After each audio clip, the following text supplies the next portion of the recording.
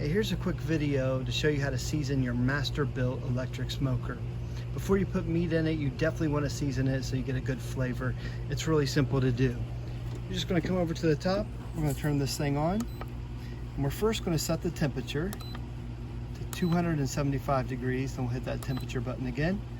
Then we're going to hit the clock.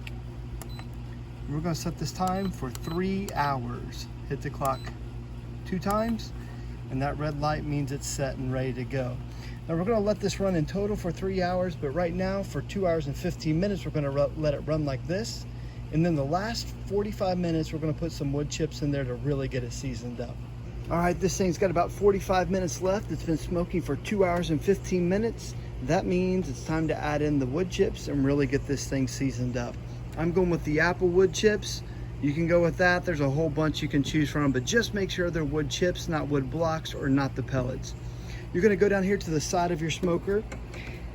There's a handle right here. You're going to turn it to the left to release it and pull it out. And this is where you put our wood chips in. You get a handful of wood chips and put in here. It says about a half a cup. You don't want them spilling over the edge.